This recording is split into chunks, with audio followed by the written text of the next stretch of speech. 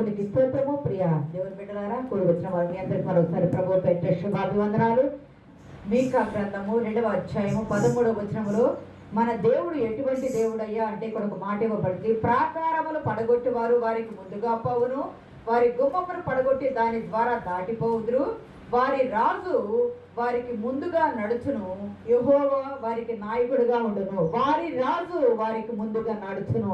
మన దేవుడు ఎటువంటి దేవుడు అయ్యా అంటే మన జీవితాల్లో, మన కుటుంబాల్లో, మన సంఘాల్లో మనకు వచ్చిన సమస్యలను, అడ్డాలను లేదా ఆటంకాలను పడగొట్టువాడు మన దేవుడు. మనకి ఎటువంటి సమస్య వచ్చిందయ్యా అంటే ఏ సమస్య అయినా నీ జీవితంలో రాని, ఏ సమస్య అయినా నీకు పరిష్కారం కనిపించకపోవచ్చు, కానీ వారి రాజు, వారి దేవుడు వారికి ముందుగా ఉండి వారిని నడిపించును. నీ జీవితంలో ఉన్న ప్రతి ఆటంకము, ప్రతి అడ్డుమండ, ప్రతి అడ్డమును పడగొట్టి నిన్ను తీరము చేర్చువాడు నీ దేవుడు, నీ రాజు నీకు ముందుగా నడుచును. పోయిన వారం మనం చెప్పుకున్న దానిలో ఉదాహరణకు మనం తీసుకుంటే ఐగుప్తు దేశంలో ఉన్న ఇజ్రాయేలీలను వాళ్ళు బయలుదేరారంటే ఫరో అడ్డం వచ్చాడు. ఫరో 4 రకాలుగా మీరు ఈ దేశంలోనే చేసుకోండి, మీరు దూరం వెళ్ళండి, దూరం వెళ్ళవద్దు, మీరు దూరం వెళ్ళినా మీరు పురుషులు మాత్రమే వెళ్ళండి, లేదా మీరు పురుషులే కాదు మీరు వెళ్ళాలంటే మీ పిల్లలను మాత్రమే తీసుకెళ్ళండి, మీ కుటుంబాలు, భార్యలను, ఆస్తి మొత్తం ఇక్కడ విడిచిపెట్టి వెళ్ళండి అని ఫరో 4 రకాలైన ఆటంకాలు, అడ్డాలను వాళ్ళకి సృజించగా ఆ అడ్డాలన్నిటినీ ప్రభు పేరిట వాళ్ళు గొర్రెపిల్ల రక్తముతో దాటారు. అది దాటి వచ్చేటప్పటికి ఎర్ర సముద్రం ఎదురైంది. వాగ్దాన కర్రతో అడ్డు అనే ఎర్ర సముద్రాన్ని దాటారు. యోర్దాను ఎదురైంది.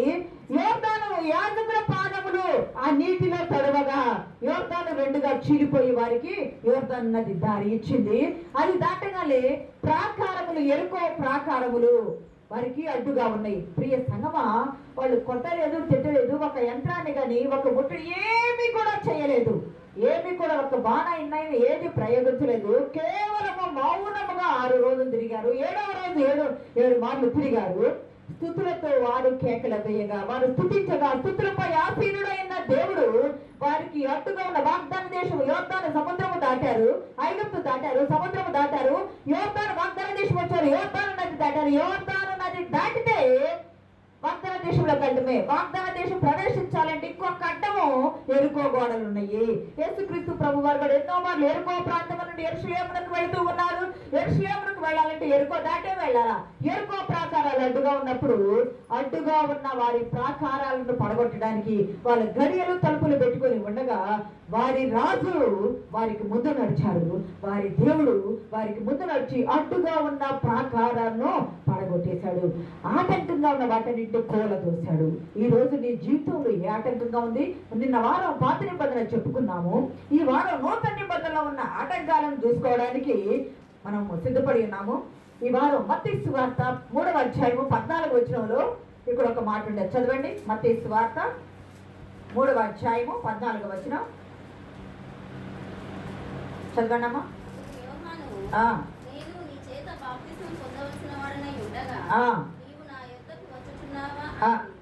అందుకు యోహాను, నేను నీ చేత బాప్తీసం పొందవలసి ఉండగా నీవు నా యొద్దకు వచ్చుచున్నావా? ప్రియ సంగమా, దేవుని బిడ్డలారా, ఇక్కడ బాప్తీసం ఇచ్చి యోహాను 3:1 చదవమ్మా. చాలు. ఆ దినముల యందు, ఇక్కడ మనం గమనించినట్లయితే ఆ సమయమున యోహాను చేత బాప్తీసం పొందుటకు యేసు గలిలయ నుండి యోర్దాను దగ్గరనున్న అతని యొద్దకు వచ్చెను. అందుకు యోహాను, నేను నీ చేత బాప్తీసం పొందవలసి ఉండగా నీవు నా యొద్దకు వచ్చి నన్ను బాప్తీసం ఇవ్వమంటాడు. ప్రియ సంగమా, దేవుని బిడ్డలారా, ఇక్కడ కానీ మనం గమనించినట్లయితే యేసుక్రీస్తు ప్రభువారు పరలోకము నుండి వచ్చారు. పరలోకము నుండి వచ్చిన దేవుడు భూమి మీద 30 సంవత్సరాలు జీవించారు. మిగతా 3.5 సంవత్సరాల పాటు ఆయన పరిచర్యకి సిద్ధపడ్డారు. 30 సంవత్సరాలు వచ్చిన తరువాత ఆయన బాప్తీసం తీసుకున్నారు. బాప్తీసం తీసుకోవడానికి బాప్తీసం ఎవరు తీసుకోవాలా? పాపములో జన్మించిన వారు తీసుకోవాలా? పాపములో జీవించిన వారు తీసుకోవాలా? ప్రభు పరిశుద్ధులే, పాపములో జన్మించలేదు, పాపములో ఆయన జీవించలేదు, కానీ బాప్తీసం తీసుకున్నారు. ఇక్కడ యోహాను యొద్దకు వచ్చాడు. ఇక్కడ గమనిస్తే 3వ అధ్యాయం 1వ వచనంలో ఆ దినములలో అనే మాట ఉంది. ఏ దినములలో? ఆ దినములు అంటే ఏ దినములు? క్రైస్తవ ఔగుస్తు దినములు, అని అది అయిపోయింది కదా. ఏ దినములు? హేరోదు దినములా? చంపాలనుకున్న హేరోదు చనిపోయాడు కదా. ఏ దినములు అయ్యా అంటే ఏలియా ప్రవక్త వచ్చాడేమో అని ప్రజలు అనుకునే దినముల్లో. ఏ దినములు అయ్యా అంటే యోహాను బాప్తిసం ఇస్తూ ఉన్న దినముల్లో. ఏ దినములు అంటే యేసుక్రీస్తు ప్రభువారు నజరేతులో ఉన్న దినముల్లో. పస్కా పండుగ సమయంలో మాత్రమే, పండుగ సమయంలో యెరూషలేమునకు వస్తున్నారు. లేకపోతే ఆయన ఎక్కడున్నారు అంటే నజరేతు ప్రాంతంలో ఆయన ఉన్నారు. నజరేతులో ఉన్న దినముల్లో. ఏ దినముల్లోనయ్యా అంటే గమనించండి, ఏలియా కూడా యోర్దాను ప్రాంతంలోని, యోర్దాను అరణ్యంలోనే ఆయన పరిచర్య కూడా చేశాడు. ఆయన కూడా కరిమేలు ప్రాంతంలోని, యోర్దాను ప్రాంతంలోని ప్రాంతాలు ఆయన కూడా పరిచర్య చేశాడు. ఏలియా వచ్చాడేమో, ఈయన కూడా ఈ పరిచర్య చేస్తున్నాడు కాబట్టి ఏలియా వచ్చాడేమో అని అనుకుంటా ఉన్నారు. ఎందుకయ్యా అంటే ఈయన కూడా ఎట్లా అంటున్నాడయ్యా అంటే ఏలియా ఏ రీతిగానైతే గద్దించి సువార్తను ప్రకటించాడో, ఏ రీతికైతే వాక్యాన్ని ప్రవచనాన్ని ప్రకటించాడు, బాప్తిసం ఇచ్చి యోహాను కూడా అలాగే గద్దించి చెబుతూ ఉన్నాడు. ఈయన కూడా ఏలియానేమో అని అనుకుంటూ ఉన్నాడు. ప్రియ సంగమా, ఏ దినాలలో అయ్యా అంటే ప్రవచన నెరవేర్పు జరిగే దినాలలో. ప్రవచన నెరవేర్పు ఎప్పుడు జరిగింది? యెషయా గ్రంథం 40వ అధ్యాయం 3వ వచనంలో ఒక మాట చూసుకున్నాం చూడండి. యెషయా గ్రంథము 40వ అధ్యాయము 3వ వచనము. ఆలకించుడి, ఒకడు ప్రకటించుచున్నాడు అడవిలో లేదా అరణ్యములో. ఎట్లనగా అరణ్యములో యెహోవాకు మార్గము సిద్ధపరచుడి. ప్రియ సంగమా, దేవుని బిడ్డలారా, గమనించినట్లయితే ఈ యోర్దాను ప్రాంతానికి లేదా ఈ యెరూషలేము ప్రాంతానికి మధ్యధరా సముద్ర తీరానికి 12,000 మైళ్ళ దూరం ఉంటుంది. 12,000 మైళ్ళ దూరం ఉంటుంది. అదంతా అరణ్య ప్రాంతము, అంత ఎడారి ప్రాంతంగా ఉంటుంది. ఈయన ఎక్కడున్నాడయ్య అంటే అరణ్యములో ఉన్నాడు. ఎందుకు వచ్చాడయ్యా ఆ దినముల్లో అంటే ప్రవచన నెరవేర్పు జరగడానికి, యేసుక్రీస్తు ప్రభు వారు పుట్టడానికి 700 సంవత్సరాల కంటే ముందే ఈ ప్రవచనం చెప్పబడింది. ఇదిగో ఒకడు అరణ్యములో అడవిలో కేకవేయిచు ఉన్నాడు, యెహోవా మార్గము సిద్ధపరచడానికి. ఎవరయ్యా యెహోవా మార్గం సిద్ధపరచడానికి వచ్చింది? ఆ యెహోవా ఎందుకు వచ్చాడయ్యా అంటే యేసుక్రీస్తు రూపములో ఆయన ఈ లోకానికి వచ్చాడు. పాత నిబంధనలో మెస్సయ్య అనుకున్నారు. మెస్సయ్య వస్తాడు ఈ రోమా పౌరసత్వం నుండి, ఈ రోమా బానిసత్వం నుండి మమ్మల్ని విడుదల కలగ చేస్తాడని అనుకుంటా ఉన్న రోజుల్లో, ప్రవచన నెరవేర్పు జరిగే రోజుల్లో ఈ పోయిన వచ్చాడు. గమనించండి, అసలు యోహాను తల్లిదండ్రులు మనం జ్ఞాపకం చేసుకుంటే జకరయ్య ఎలిజబెత్ దంపతులు యాజకత్వం ముగింపుకు వచ్చేసింది. ఆయన వెళ్ళిపోయే సమయంలో దూత ఆయనకి ప్రత్యక్షమై చెప్పింది. మనం గమనిస్తే అప్పటి వరకు వారికి సంతానం లేదు. అప్పుడు ఎందుకు సంతానం వారికి పుట్టబోతుంది అనంటే యోహాను సిద్ధపరచబడినవాడు. ఎందుకంటే యెహోవా మార్గమును సరళము చేయడానికి. యేసుక్రీస్తు ఈ లోకానికి నరావతారిగా వచ్చినప్పుడు ఆయన మార్గం ఇదిగో ఈ త్రోవ 3:1 చదవండమ్మా. మత్తయి వార్త 3:1 చదవండి.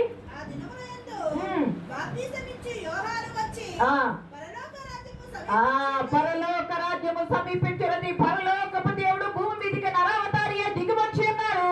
మీ యొద్దకు పరలోక రాజ్యము సమీపించినది, మీరు మారు మనసు పొందండి యోదయ అరణ్యములో ప్రకటించుచూ వచ్చెను. ప్రియ సంగమా, దేవుని బిడ్డలారా, ప్రభు మార్గం సిద్ధపరచుడి, ఆయన త్రోవలో సరళము చేయడి. ప్రభు మార్గాన్ని సిద్ధపరచడానికి వచ్చాడు. ఏ దినాలయ్యి అంటే ఏలియా వచ్చాడేమనుకునే దినాలు. ఏ దినాలయ్యి అంటే పాత నిబంధన ప్రవచన యెషయా గ్రంథం నెరవేర్పు జరిగే దినాలు. ఏ దినాలయ్యి అంటే యెహోవా మార్గమును సిద్ధపరిచే దినాలు. ఏ దినాలయ్యి అంటే ప్రభువు వస్తూ ఉన్నాడు ఆయనకు మార్గమును సిద్ధపాటు చేయడానికి. ప్రభువు ఎక్కడి నుండి వచ్చాడయ్యా? పరలోకంలో ఉన్నాడు కదా. పరలోకము నుండి ఆయన బెత్లెహేమునకు వచ్చాడు. బెత్లెహేము నుండి ఆయన నజరేతుకు వెళ్ళాడు. నజరేతులో నుండి బాప్తిసం తీసుకోవడానికి యోర్దానికి వచ్చాడు. యోర్దానులో యోహాను బాప్తిసం ఇయ్యాలా. ఎందుకు యోహాను బాప్తిసం ఇయ్యాలా? యోహాను ఎవరు? యాజకుడు కుమారుడు కదా. యాజకుడు ఆయన తండ్రి జకరయ్య యాజకుడు కదా. యాజకత్వం చేస్తా ఉన్నాడు కదా. యాజకుని కుమారునిగా ఒక గొర్రె పిల్లను యేసు నామములో ఒక గొర్రె పిల్లను అభిషేకించబోతూ ఉన్నాడు. ఎందుకంటే బలి అర్పణకు సిద్ధపాటు చేస్తూ ఉన్నాడు. బలి అర్పణకు సిద్ధపాటు చేస్తే ఆయన అక్కడ అన్నాడు. గమనించండి, ఇక్కడ ఒక మాట, యోహాన్ని దేవుడే పిలిచాడు కదా. ఎవరినైనా ఈ లోకంలో పరిచర్యకు పిలవాలన్నా ఏదైనా చేయాలన్నా దేవుని పిలుపు, దేవుని ఏర్పాటు, దేవుని సమర్పణ, సిద్ధపాటు ఉంటేనే జరిగింది కదా. మనకై మనం వస్తే అది నిలవదు, నడవదు కదా. యోహాను దేవుడు నీవు నా మార్గమును సిద్ధపరచడానికి వెళ్ళాయా యోహాను అని చెప్పి గొడ్రాలుగా ఉన్న ఆ దంపతులకు కుమారుణ్ణి అప్పుడు ఇచ్చాడు. ఒక 6 మాసాల ముందు యేసుక్రీస్తు ప్రభు వారి కంటే 6 మాసాల ముందుగా ఆయన ఇవ్వబడ్డాడు కదా.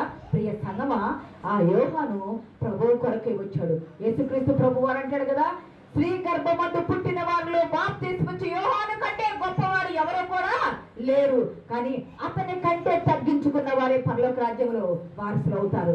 అతను అంటాడు, అయ్యా నువ్వు ఆయనవా? ఎవరు ఆయనవి? నువ్వు మెస్సయ్యవా? పాత నిబంధనలు ఎందుకు చూస్తున్నారు కదా యెహోవా రాక కొరకు, ఆ మెస్సయ్యవా అంటే నేను ఆయన కాదయ్యా, ఆయన చెప్పులు వారు ఇప్పటికైనా నాకు అర్హత లేని వాడా. ఎంతగా తగ్గించుకున్నాడు. దేవుని నామానికి మహిమ కలుగును గాక. ఎంతగా తగ్గించుకుంటారు అంతగా హెచ్చించబడతారు. యోహాను అంతగా తగ్గించుకొని నేను తగ్గవలసి ఉంది, ఆయన హెచ్చవలసి ఉంది. ప్రియ సంగమా, అటువంటి సమయంలో యోహాను బాప్తిస్మ ఇస్తున్నాడంటే బాప్తిస్మ ఎవరికి? అక్కడ పరిసయ్యులు ఉన్నారు, సద్దుకాయలు ఉన్నారు, ధర్మశాస్త్రోపదేశకులు ఉన్నారు. వీళ్ళందరూ ఉండి బాప్తిస్మ తీసుకోండి అయ్యా అంటే అంటున్నారు, మాకు అవసరం లేదయ్యా నీటి బాప్తిసం. మేమెవరమి? మేము అబ్రహాము సంతానం. మేమెవరమి? మేము పరిసయ్యులమి, మేము సద్దుకాయలమి, మేము శాస్త్రులమే. మాకు అవసరం లేదయ్యా, మేము యూదులమయ్యా, మాకెందుకయ్యా, మేము దేవుని బిడ్డలమయ్యా అని ఆత్మీయ అహంకారంతో ఉంటే ప్రభువు పరిశుద్ధుడు, దేవుడు, రక్షించడానికి వచ్చిన ప్రభువు ఈ లోకానికి వచ్చి ఆయన నీట మునిగి బాప్తిసం తీసుకొని ఈలాగా మీరు మిమ్మల్ని తగ్గించుకొని మీ పాపాలతో మీరు చనిపోయి నాతో పునరుద్ధానానికి లెగవాలని మాదిరిని చూపించడానికి బాప్తిసం తీసుకోవడానికి వస్తే యోహానుకి తెలుసు, నన్ను పిలిచింది దేవుడే, నన్ను పిలిచిన దేవుడు ప్రభు మార్గం సిద్ధపరచాలని చెప్తే నన్ను పిలిచిన దేవుని ఎదుకు నేను వస్తే ఆ దేవుడే నా ఎదుకు వచ్చి నా ఎదుట నిలిస్తే నేను ఎలాగో బాప్తిస్మ ఇయ్యాలా? ఇక్కడ ఆటంకము అడ్డం అనుకున్నాం కదా. నూతన నిబంధనలు అడ్డం ఏమిటి అంటే యేసుక్రీస్తు ప్రభు వారు పరలోకం నుండి చెప్పారు కదా, బెత్లెహేములకు వచ్చి బెత్లెహేము నుండి నజరేతుకు వెళ్ళి నజరేతు నుండి యోర్దానుకు వచ్చి యోర్దానులో బాప్తిసం తీసుకుని బాప్తిసం పరిచర్య చేసి 3.5 సంవత్సరాలు సిలువకు వెళ్ళాలి. ఎందుకు ఈ బాప్తిసము అంటే సిలువకు వెళ్ళటానికి సిద్ధపాటు, సిలువ వరకు వెళ్ళే వరకు పరిచర్య ద్వారం ఇది. ఇక్కడ బాప్తిసం తీసుకుని సిలువకు వెళ్ళి సిలువలో ఆయన మరణించి తిరిగి లేచి పరలోకానికి మార్గము సిద్ధపరచాలి కదా. పరలోకానికి మార్గము సిద్ధపాటు చేయడానికి మొదటిగా తీయబడిన ద్వారమే ఈ బాప్తిస్మ అనే ద్వారము. ప్రియ సంగమ దేవుడు బిడ్డలారా గమనించండి. అందుకు యేసుక్రీస్తు ప్రభు వారు కూడా అందరి వలె అక్కడున్న అనేకులు యోహాను మాటలు విని రక్షణ పొందటానికి సిద్ధపడి నేట బాప్తిసం తీసుకుంటే పరిసయ్యులు, ధర్మశాస్త్రోపదేశకులు వారు మాత్రం తీసుకోవడంలా తీసుకునే వారిని కూడా తీసుకొనివ్వకుండా ఆటంకపరుస్తూ ఉన్నారు. ప్రియ సంగమా, చాలా మంది ఈ రోజుల్లో సంఘాల్లో బయట వాడు రాడు, వచ్చే వాళ్ళని రానివ్వరు. అంటే ఒక పాపి మారు మనసు పొందితే పరలోకములో దూతలు దేవుడు సంతోషిస్తే అని వాక్యం సెలవిచ్చింది కదా. అంటే ఏమి రానివ్వకుండా చేస్తున్నారు? ఈ పరలోక రాజ్యానికి వారసత్వాన్ని లేకుండా ఈ శాస్త్రులు, ధర్మశాస్త్రోపదేశకులు వీళ్ళు చేస్తున్నారు. ఈ పరిసయ్యులు వీళ్ళు మీరు వెళ్ళొద్దయ్యా, మీరు బాప్తిసం తీసుకోవద్దయ్యా, మనం అబ్రహాము సంతానమే అంటే మరి యేసుక్రీస్తు ప్రభు వారు అబ్రహాము కుమారుడు దావీదు కుమారుడు యేసుక్రీస్తు ప్రభు వారని మనం అనుకున్నాం కదా. అబ్రహాము దావీదుకు ఆయన కుమారుడయ్యాడు, వారికి ఆయన దేవుడు అయ్యున్నాడు. వారి వారసత్వంగా కుమారుడిగా వచ్చాడు, ఆయన వారికి దేవుడు అయ్యున్నాడు. అయితే బాప్తిసం తీసుకోవడానికి వచ్చి యోహాను ముందు ప్రభువు నిలవబడగా యోహాను అన్నాడు, నీవు నాకు ఇవ్వవలసి ఉండగా నేను నీకు ఇచ్చుటని ప్రభువుని నివారింప చూస్తున్నాడని వాక్యం ఉంది. నివారింప చూడటం అంటే తర్జుమాలో ఏమిబడింది అంటే అడ్డము చెప్పటము. నివారింప చూడటం అంటే అడ్డము చెప్పటము. అయ్యో మనము అడ్డం చెప్తున్నాము అని అడ్డం చెప్తున్నాడు. ఎందుకయ్య అంటే నేను తగ్గవలసిన వాడిని, ఆయన హెచ్చవలసిన ప్రభువు నా ఎదురు నిలబడితే పరిశుద్ధునికి పాపి గర్భము నుండి పుట్టిన నేను బాప్తిసం ఇవ్వటమా అని నివారింప చూశాడు. కానీ యేసుక్రీస్తు ప్రభు వారు అంటాడు, ఇప్పటికి కానేమో నేను ఎక్కడి నుండి వచ్చానో నీకు తెలుసు, నువ్వెందుకు వచ్చావో నీకు తెలుసు, కానీ నీతి యావత్తు ఈలాగు జరగవలసి ఉన్నది. ఎందుకయ్యా అంటే తండ్రి మాట విని నీవు వచ్చావు, తండ్రి చేత పంపబడి నేను నేను వచ్చాను, నీవు నేను ఇద్దరి మీద తండ్రి మాట వినాలా? కాబట్టి నీతి యావత్తు ఇలా జరగవలసి ఉంది. కాబట్టి మీరు అలా చేయండి. లూకా సువార్త 7వ అధ్యాయం 29-30 వచనాలు ఒకసారి చూడండి. లూకా సువార్త 7వ అధ్యాయం 29-30 వచనాలు. ప్రజలందరూ సుంకరులను యోహాను బోధ విని అతడిచ్చిన బాప్తిసం పొందిన వారై దేవుడు న్యాయవంతుడని ఒప్పుకున్నారు. కానీ పరిసయ్యులను ధర్మశాస్త్రోపదేశకులను అతని చేత బాప్తిసం పొందక తమ విషయమైన దేవుని సంకల్పమును నిరాకరించిరి. దేవుని సంకల్పాన్ని పరిసయ్యులు ధర్మశాస్త్రోపదేశకులు దేవుని సంకల్పం ఏమిటి? నీటి ద్వారా పాపములు కడగబడాలి, మారు మనసు పొందాలనేది దేవుని సంకల్పము. ఆ సంకల్పాన్ని వీళ్ళు నిరాకరించి అనేకులను నిరాకరింప చేస్తున్నారు. అంటే పరలోక రాజ్యానికి వెళ్లకుండా ఆటంకం చేయాలని చూస్తూ ఉన్నారు. నువ్వు అబ్రహాము సంతానమైనంత మాత్రాన అబ్రహామునకు పుట్టిన పిల్లలందరూ అబ్రహాము సంతానం అని ఎంచబడదు. ఎవరైతే మారు మనసు పొంది విశ్వాసం ఉంచి రక్షణ పొంది దేవునిలో ఉంటారో వారు మాత్రమే విశ్వాసం అంత అబ్రహాము సంతానం అని చెప్పబడింది. ప్రియ సంగమా, ఎందుకు వచ్చాడు అంటే ఆమోసు 9:11 ఆమోసు గ్రంథము పాత నిబంధన 9వ అధ్యాయం 11వ వచనంలో ఉంటుంది. పడిపోయిన దావీదు గుడారమును లేవనెత్తుటకు పడిపోయిన దావీదు గుడారమును ఆ దినమున లేవనెత్తి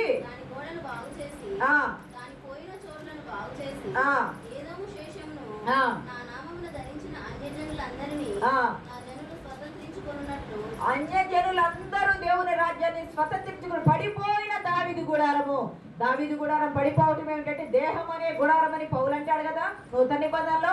పడిపోయిన ప్రభువునకు దూరం అయ్యారు. ఆచారాలు సిద్ధాంతాలు కర్మకాండాల్లోనే ఉన్నారే గాని మారు మనసు మార్చుకున్న వారు కాకుండా ఉన్నారు ఈ యూదులు ధర్మశాస్త్రోపదేశకులు. ప్రియ సంగమా, దేవుని బిడ్డలారా, మనం గమనించవలసింది ఏమిటంటే పడిపోయిన దావీదు గుడారమును దావీదు కుమారుడైన యేసుక్రీస్తు ప్రభువారు తన దేహం అనే గుడారమును నీటి ద్వారా బాప్తిసం తీసుకొని అనేకులకు మాదిరి చూపించడానికి, నీతి యావత్తు దేవుని సంకల్పము నెరవేర్చడానికి ఆ ఇద్దరు సిద్ధపాటు చేయబడ్డారు.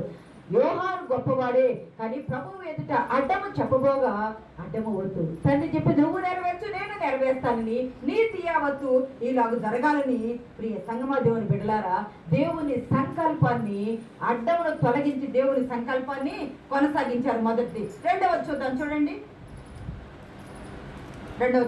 మత్తయి సువార్త 16వ అధ్యాయము. మత్తయి సువార్త 16వ అధ్యాయం 22-23 వచనాలు. పేతురు ఆయన చేయి పట్టుకొని, ప్రభువా అది నీకు దూరమగు గాక, అది నీ కెనడును కలుగదని ఆయన్ను గద్దింపసాగెను. అయితే ఆయన పేతురు వైపు తిరిగి, సాతానా వెనుకకు పొమ్ము, నీవు నాకు అభ్యంతర కారణమై ఉన్నావు, నీవు మనుషుల సంగతులను తలంచుచున్నావు గాని. అప్పటి నుండి అనే మాట చూడండి. అప్పటి నుండి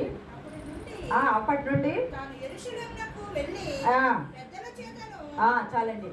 ఆ దినములలో మొదటి దానిలోనేమో, ఆ దినములలో అంటే ఏ దినములలో చెప్పుకున్నాము.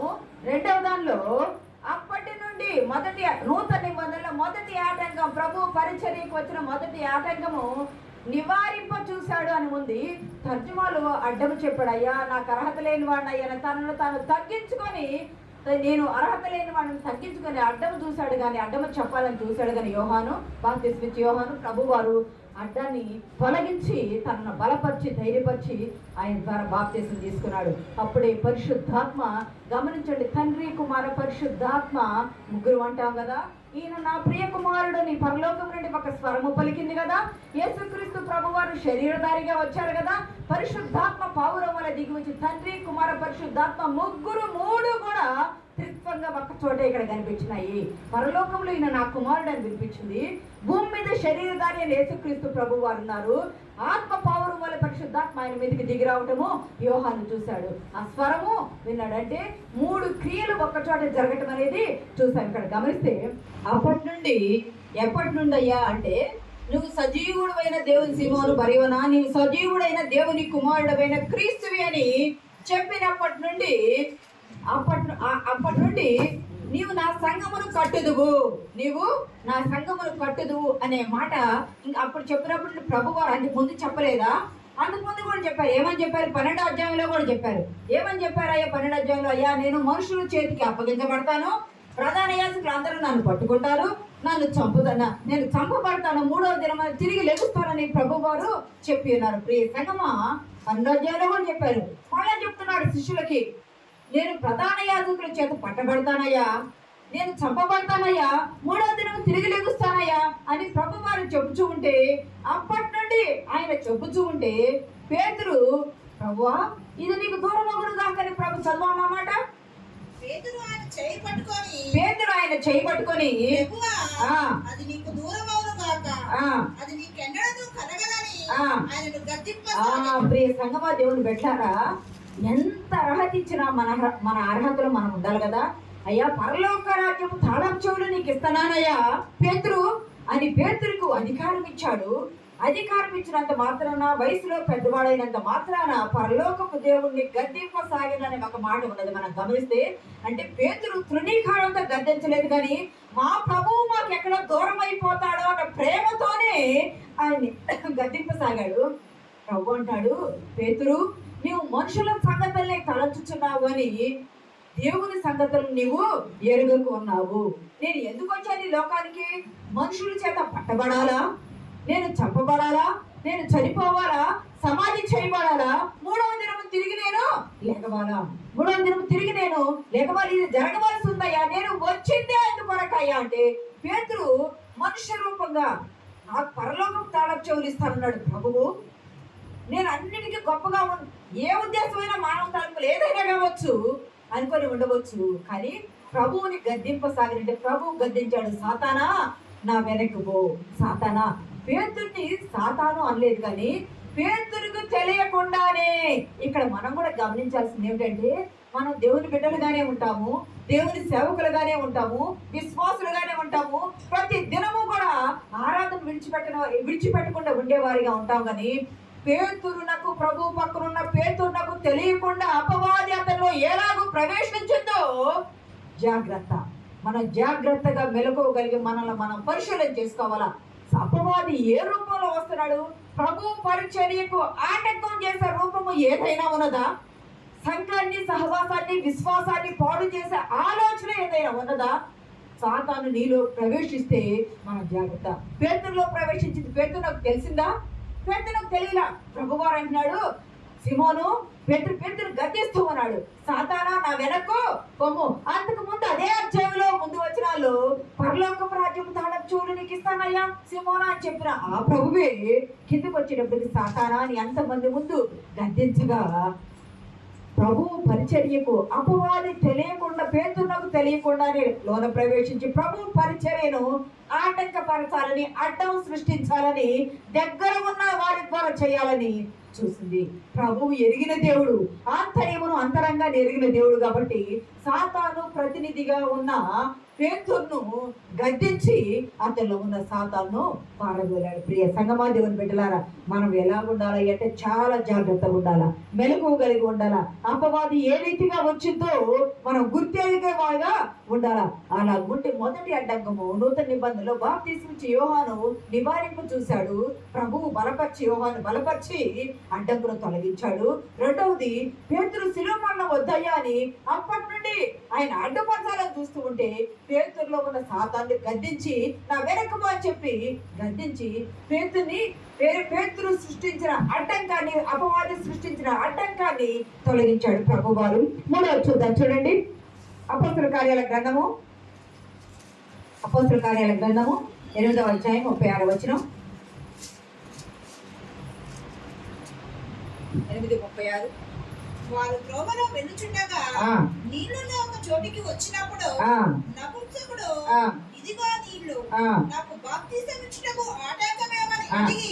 చాలు ఇక్కడ గమనించినట్లయితే ఇథియోపియా నుండి వచ్చినటువంటి కందాకి అనే రాణి క్రింద ఉన్న నపుంసకుడైన ధనాగారం అంతటి మీద అధికారిగా ఉన్నటువంటి ఒక మంత్రి, అంటే ఫినాన్స్ మినిస్టర్ ఒక రకంగా చెప్పాలంటే, నపుంసకుడు అని ఇవ్వబడింది. అతడు అన్యుడు. పండుగ చేసుకోవడానికి యెరూషలేములకు వచ్చాడు. యెరూషలేములో పండుగ చేసుకొని దేవుణ్ణి ఆరాధించడానికి వచ్చిన ఈ రాణి క్రింద ఉన్నటువంటి మంత్రి ఆయన యెరూషలేములకు వచ్చాడు, పండుగ చూసుకున్నాడు. తిరిగి వెళుచు ఉండగా, ఆయన రథం మీద వెళుచు ఉండగా సువార్తికుడైన ఫిలిప్పును దేవుడు లేవనెత్తి, ఫిలిప్పు నీ వెళ్ళు, ఈయన వెళ్తూ ఉన్నాడు, రాణి క్రింద ఉన్నటువంటి మంత్రి వెళ్తూ ఉన్నాడు. నీ వెళ్ళి అతనికి ఆయన చదువుతున్న వాక్యాన్ని ప్రకటించని సువార్థికుడు పంపించగా రథం మీద వెళ్తున్న అతనికి ఆత్మతో కొనిపోయినట్టు పరిగెత్తుకుంటూ వెళ్తాడు ఫిలిప్పు. గమనించండి, దేవుడు ఆత్మ నడిపింపు అక్కడికి తీసుకుని వెళ్ళి ఇతను పరిగెడుతూ వెళ్తూ ఉంటే, రథం మీద అతను వెళ్తూ ఉంటే, చదువుకుంటున్న అతను ఎంత పరిగెత్తుతూ ఉంటే ఫిలిప్పు వైపు చూడాలా, రథం మీద కూర్చొని వాక్యం చదువుకుంటున్నాడు. ఏం చదువుతున్నాడు? యెషయా గ్రంథం 53వ అధ్యాయము.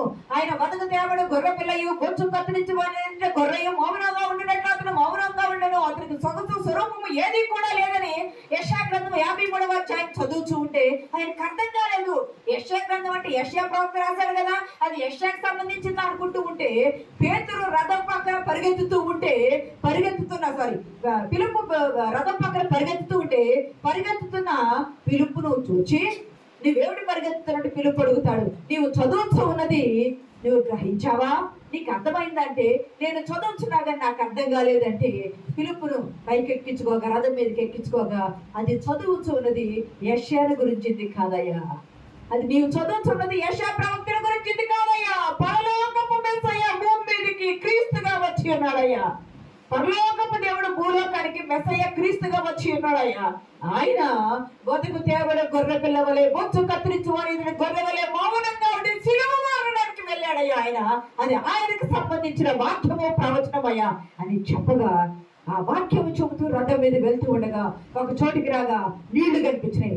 ఆ వాక్యం విని మారు మనసు పొంది ప్రేరేపించబడి వాడి ఉజ్జయింపబడి పిలుపురు అంటాడు, ఇదిగో నీళ్లు, బాప్తిసం తీసుకోవడానికి నేను సిద్ధంగా ఉన్నా, ఇవ్వడానికి నీకేమైనా ఆటంకం ఉందా? నేను అన్యుడు కదా, అన్యుడికి బాప్తిసం ఇవ్వకూడదని ఏమన్నా ఉన్నదా? నీకేమైనా ఆటంకం ఉందంటే ఏ ఆటంకం లేదని చెప్పి ఆ క్షణంలో నేను నీట బాప్తిసం తీసుకున్నాడు. ప్రియ సంగమా, దేవుని బిడ్డ, మళ్ళా వెంటనే బాప్తిసం తీసుకుని రథం ఎక్కక ముందు అక్కడి నుండి ఫిలిప్పు వచ్చేసాడు. మళ్ళా ఎన్నడూ అతన్ని కలుసుకున్నట్టు లేదు. ఇక్కడ గమనిస్తే ఈ కందాకే రాణి అనేది ఆమె పేరు కాదు, కానీ ఆమె పదవి పేరు. ఆయన చదువుతున్నాడంటే మరి అది హిబ్రూ భాషలో ఉండాలి కదా యెషయా గ్రంథం అంటే, కానీ అప్పటికి గ్రీకు భాషలోకి తర్జుమా చేయబడింది. కాబట్టి గ్రీకు భాష అంటే మీకు గుర్తుందో లేదో, అంతకు ముందు చెప్పాను, ది గ్రేట్ అలెగ్జాండర్ అన్నాడు కదా, గ్రీకు వీరుడైన గ్రేట్ అలెగ్జాండరు ఆ గ్రీకు భాషకు సంబంధించిన వాళ్ళు. అతని కాలంలోనే గ్రీకు భాష ట్రాన్స్లేషన్ చేయడానికి సిద్ధపడటం జరిగింది. సంగమా దేవుని వెళ్ళారా, ఆ గ్రీకు భాషలోకి తర్జుమా చేయబడినటువంటి ఆ వాక్యాన్ని చదువుతూ ఉంటే, ఆ వాక్యాన్ని వివరించి అతనికి నీట బాప్తిసం ఇచ్చి అతనిలోకి రక్షణ నడిపించాడు. గమనించండి, ఇది మెరోయి, ఇది సూడాన్ దగ్గర ఉన్నటువంటి, దక్షిణ సూడాన్ దగ్గర ఉన్నటువంటి మెరోయి అనే ప్రాంతం నుండి ఈయన వచ్చాడు. ఇథియోపియా ఇవ్వబడింది, కానీ ఇది ఆఫ్రికా ఖండంలో ఉన్నటువంటి ప్రాంతాలు. సూడాన్కు దగ్గర ఉన్నటువంటి మెరోయి అనే ప్రాంతం నుండి ఈయన వచ్చాడని పండితుల అభిప్రాయం. ప్రియ సంగమా, ఆయనకి ఎందుకు ఇచ్చాడు దేవుడు? మనం గమనిస్తే ఇప్పటిలాగా విమానాలు ఉన్నాయి, అప్పుడు లేవు కదా, వెళ్తే రథాల మీద ఓడల్లోనూ ప్రయాణం చేసి వెళ్ళాలి కదా. ఈయన ద్వారా ఆ ఖండానికి సువార్త వెళ్ళడానికి సిద్ధమైంది. దేవుని నామానికి మహిమ కలుగునుగాక. ఒక అధికారి, ఒక మంత్రి దేవుని మారు మనసు పొంది, ఆయన మారు మనసు పొంది రక్షణ పొందుకుంటే, మంత్రి అధికారులు పొందుకుంటే ప్రజలందరూ రక్షణలోకి రావడానికి ఆస్కారం ఉంటుంది. ఒక మంత్రి మారు మనసు పొంది సువార్తను తన వెంట యేసుక్రీస్తు ఈ లోకానికి వచ్చాడు, చనిపోయాడు, సమాధి చేయబడ్డాడు, పునరుద్ధారణయ్యాడు, తిరిగి లేచాడు, ప్రజలకు కనిపించాడు, మనల్ని కూడా తిరిగి లేపుతాడు, పరలోకం తీసుకువెళతాడు అనే సువార్త వాక్యము ఆ దేశానికి తీసుకువెళ్ళడానికి ఈయన సువార్త ద్వారమును తెరవబడింది. దీని ద్వారా ఇది మూడవది. 4వది చూసుకుందామండి. మత్తయి సువార్త 19:14 ఈ ఆటంకము, నీకు ఆటంకం ఏమి అన్నాడు. నాకు ఆటంకం ఏమి లేదని సువార్తకు ఆటంకము చేయకుండా బాప్తిస్మార్క, మీకు గుర్తుందా?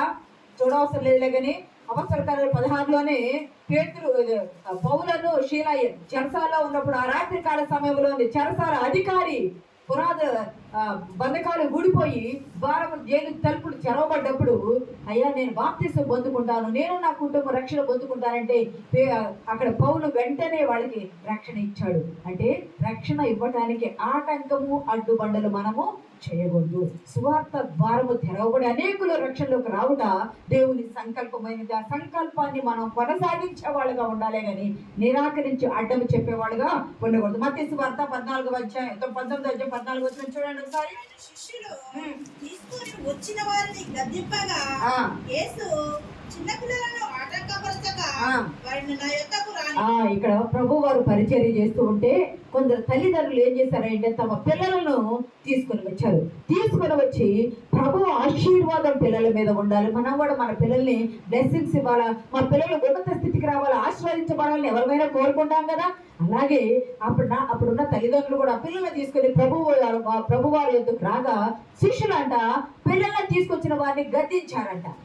ఇంతమంది జనం ఉన్నారు, మీరు ఎందుకు తీసుకొచ్చారు, ఎందుకు ఆటంకం చేస్తున్నారు అని ప్రభువు దగ్గరకు తీసుకొచ్చిన పిల్లల్ని ఆశీర్వదించడానికి తీసుకొని వస్తే వారు గద్దించగా ప్రభు వారిని చూసి వారి మీద చదువుమా చిన్నపిల్లలను ఆటంకపరచక ప్రభు వారిని చూసి అన్నారు, చిన్న పిల్లలను ఆటంకపరచగా వారిని నా యొద్దకు రానీయుడి, దేవుని రాజ్యము ఇలాంటి వారిది. ప్రభువు పిల్లల్ని తీసుకొచ్చాడు. కొంతమంది వారి పిల్లల్ని తీసుకొని వస్తే శిష్యులు ఆ పిల్లల తల్లిదండ్రులు అరుస్తున్నారు, తీసుకొచ్చిన వాళ్ళు అరుస్తూ ఉంటే ప్రభు వారు అని చూసి శిష్యుల మీద కోపడి చిన్న పిల్లలను ఆటంకపరచవద్దు, మీరు అడ్డం చెప్పవద్దు, చిన్న పిల్లల పోలి మనం దేవుని ఎద్దుకు రావాలి, దేవుని సన్నిధానానికి వస్తున్నానంటే వస్తున్నావు మనం అంటే మన హృదయాల్లో బండలు భారాలు అడ్డులు పెట్టుకొని ఆటంకాలు పెట్టుకొని వచ్చేది కాదు. అవన్నీ పారదోలి పసిపిల్లల మనసు వలె నిర్మలమైన పాల వలె మనం ప్రభు సన్నిధానానికి రావాలా. ఆటంకాలు అడ్డుబండలన్నింటినీ తొలగించాలా. ప్రభు యొక్క వాళ్ళ ఆటంకము చేయగా ప్రభు వారిని గద్దించాడు. ఈరోజు గద్దించి వారిని ఎత్తుకొని వారిని ప్రభు వారు ఆశీర్వదించారు. ప్రియ సంగమా, పాత నిబంధనలో పోయిన వారు 4 అడ్డంకులు చెప్పుకున్నాము. నూతన నిబంధనలో బాప్తిస్మం ఇచ్చి యోహాను నివారింపు చూస్తే యోహాను బలపరిచి ఆ అడ్డాన్ని ప్రభు తొలగించాడు. రెండోది పేతురు ప్రభు సువార్తను లేకపోతే ప్రభు శిలువ మరణాన్ని అడ్డుపరిస్తే ప్రభు అతనిలో ఉన్న అపవాదిని గద్దించి ఆ అడ్డాన్ని తొలగించాడు. మూడవది ఈ రాణి కింద ఉన్నటువంటి ఈ మంత్రి బాప్తిస్మం తీసుకోవడానికి నీకు ఆటంకమేమి, నేను పరాయి దేశిస్తున్నాను కానీ అన్యుణ్ణని కానీ లేకపోతే నేను బాప్తిస్మం తీసుకోవడానికి అర్హత లేని వాడిని కానీ అనుకుంటున్నావా, నీకు ఆటంకం ఏమనుందంటే నాకు ఆటంకం ఏమీ లేదు, అన్యజనులు కూడా ఆయన ఎంత విశ్వాసం ఉంచుతున్నారు, అన్యజనులు కూడా సువార్త రక్షణ ఇచ్చి ఆయన ద్వారా ఆ దేశానికి సువార్తను పంపించారు. ఆటంకాలు తొలగిపోయి చివరి ఆటంకం ఏమిటాయి అంటే ప్రియ సంగమా, చిన్న పిల్లల దేవుని ఎందుకు రానివ్వకుండా శిష్యులు ఆటంకపరుస్తుంటే ప్రభు వారిని గద్దించాడు. గమనించండి, ఈ రోజుల్లో బైబిల్లో పాత నిబంధన ఉంది కదా, చిన్న పిల్లలు వీధుల్లో ఆడుకోవట్లా, యవ్వనులు రోడ్ల మీద ఉండట్లా, వృద్ధులు అక్కడ చెట్ల కింద కానీ అక్కడ పురద్వారాల దగ్గర కానీ కూర్చొని ముచ్చట చెప్పట్లా. ఎవరు చూసిన మరణము మన కిటికీలో లేకొచ్చి ఉన్నదంటే ఎవ్వరు కూడా ఇంటి నుండి బయటికి వచ్చే స్థితి లేదు. ఆటలాడుకోవడం పిల్లలు ఏది లేదు. ఏం చేస్తున్నారు అంటే టీవీల ముందో సెల్లుల ముందో ఎవరి రూమ్లో వాళ్ళు కూర్చొని చూసుకోవటమే ఉన్నది తప్పితే ప్రియ సంగమా, దేవుని సన్నిధికి వెళదాము, ఆయన ఆరాధిద్దాము, దేవుని సన్నిధిలో ఆడి పాడదామన్న తృష్ణ కూడా వారికి ఉండట్లేదు. సాతాను ఏం చేస్తుంది అంటే ఈ లోక దేవత మన మనోనేత్రాలకు గుడ్డితనము కలగజేసి ఆటంకం కలగజేస్తుంది దేవుని సన్నిధానానికి రాకుండా. ప్రియ సంగమా, దేవుని బిడ్డలారా, మీకు ఒక మాట గుర్తు చేస్తాను. డెన్మార్క్ అనే ప్రాంతం నుండి ఒక వ్యక్తి జిగన్ బాల్ కూర్చోంటారు, జిగన్ బాల్ అంటారు ఆయన్ని. ఆయన అక్కడి నుండి ఆ ప్రాంతం నుండి స్పెయిన్ దేశం గుండా 7 నెలలు ఓడలో ప్రయాణం చేసి భారతదేశం వచ్చాడు.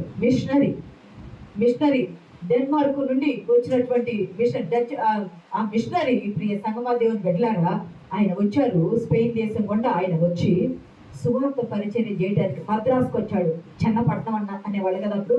మద్రాసు నాకు వస్తే ఆయనకి ఇక్కడ పరిస్థితులు తెలుసా, ఆచారాలు తెలుసా, తెలియదు. ఆయన తెలుగు కానీ తమిళ కానీ ఈ భారతీయ భాషలు వచ్చా రాదు. ఆహార అలవాట్లు తెలియదు. 7 మాసాలు ప్రయాణం చేసి ఓడలో వచ్చి తమిళనాడు తీరం దగ్గరికి వస్తే తమిళనాడు దగ్గర ఉన్న అక్కడ ప్రజలు, అక్కడ అధికారులు నువ్వు పరాయి దేశస్తుడు అని ఆయన్ని ఒక గదిలో 4 నెలల పాటు బంధించారు.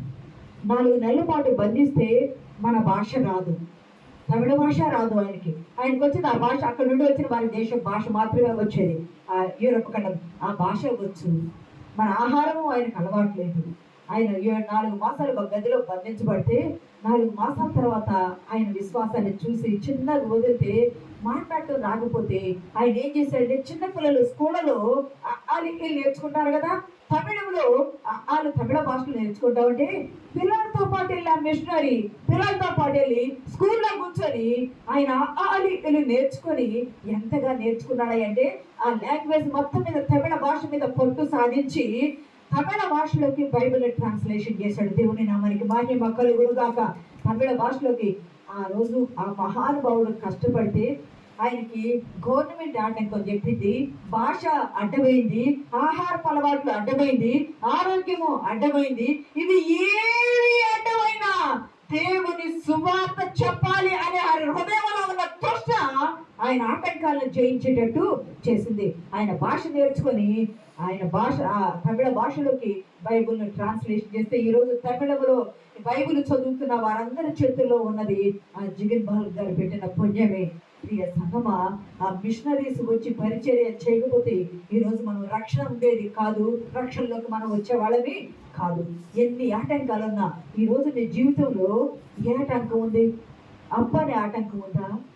నీకున్న అడ్డము అప్పు ఉంటే నీ అప్పును తీర్చుటకు నీ దేవుడు సమర్థుడు. నువ్వు పూర్ణ మనసుతో ఆయన పాదాల దగ్గర చేయయ్యా, నువ్వు నా తండ్రివయ్యా, ఈ లోకము తల్లిదండ్రులు విడవచ్చు కానీ నువ్వు విడువని దేవుడవు, నాకున్న అడ్డం తొలగించయ్యా అంటే దేవుడు ఎక్కడి నుండి ద్వారం తెరుస్తాడో తెలియదు కానీ నీకు అద్భుత కార్యం నీ జీవితంలో జరిగింది. నీకు వివాహం కావటం లేదా, సంబంధం దొరకటం లేదా, ప్రభు సన్నిధానంలో అడుగు. ఆదామునికే ప్రకటముకుని తీసి సంబంధం చేసిన దేవుడు నాకు ఇచ్చుట నీకు కష్టము కాదు, నేను యథార్థ హృదయంతో నేను అడుగుతున్నానయ్యా, నాకు సహాయం చేయ అంటే ద్వారం తెచ్చి జీవితాలు కట్టే దేవుడే కానీ కోరదోసే దేవుడు కాదు. జీవితాలు కడుతూ ఉంటాడు. నీ గృహం ఆగిపోతే దేవుడిని అడుగు, నీ పొలం ఆగిపోతే దేవుడిని అడుగు, నీ ఉద్యోగం ఆగిపోతే దేవుడిని అడుగు, నీ ప్రమోషన్ ఆగిపోతే దేవుడిని అడుగు, నీకు ఏమి కాలేదు, నీ వీసా ప్రాసెస్ కాలేదా దేవుడిని అడుగు. ఇప్పటి వరకు నీ జీవితంలో ఎన్ని అద్భుతాలు చేశాడు దేవుడు, ఎన్ని ఆటంకాలు అడ్డుబండాలు చేశాడు. ఆయన చేసిన మేలు పొందడానికి మనం అర్హులుగా, అర్హత లేని మనకి ఇన్ని అర్హత కలిగిన దేవుడు అద్భుతాలు చేసి మన జీవితంలో మేలు చేస్తే ఈ రోజు నీకు వచ్చే ఆటంకాలు, పాత నిబంధనలు వచ్చిన ఆటంకాలను తొలగించాడు కదా, నూతన నిబంధనలు వచ్చిన ఆటంకాలను తొలగించాడు కదా. అడ్డములను పడగొట్టువాడు నీ రాజు నీకు ముందు నడుచును, నీ దేవుడు నీకు ముందు నడిచి నీ ఆటంకాలన్నీ తొలగించి నీ కోరికను సిద్ధింపజేసి నీ ఆలోచన యావత్తు సఫలపరిచి. దావీదు అంటాడు కదా 127 కీర్తనలో, నాకు సహాయం ఎక్కడి నుండి వచ్చును, కొండలు తట్టు కనులెత్తుచున్నా, నాకు సహాయం ఎక్కడి నుండి వచ్చును, యెహోవా వలన నాకు సహాయం దొరుకును, సహాయం చేయకుండా నా దేవుడు అని చెప్పాడు. దేవుని నామానికి మహిమ కలుగును గాక. ప్రియ సంగమా, ఈ రోజు నీకున్న అడ్డాలు ఆటంకులు అది అనారోగ్యమైన ఏదైనా ప్రభు సన్నిధానంలో విశ్వాసం కలుగు. ఆ జిగిన్ బాలుగు లాగా హృదయంలో ధైర్యం నింపుకొని, హృదయంలో విశ్వాసం నింపుకొని, హృదయంలో సువార్త నింపుకొని ప్రభువు కొరకు జీవించాలా. ప్రభువే నా కార్యం సఫలం చేస్తాడు, నా కార్యం సఫలము చేయి దేవునికి నేను మొరపెడుతున్నానని, నాకు సహాయం చేయకుండాని కాగా దేవుడు తన ఐశ్వర్యం చొప్పున క్రీస్తు యేసునందు మహిమలో మీ ప్రతి అవసరం తీర్చే దేవుడు మీ అడ్డంకులన్నీ తొలగించి మీకు మీ కార్యాలు సఫలం చేసి మీకు ముందుకు నడిపించడానికి పరిశుద్ధాత్మ దేవుడు మీకు సహాయము దయచేయను గాక. ఆమేన్.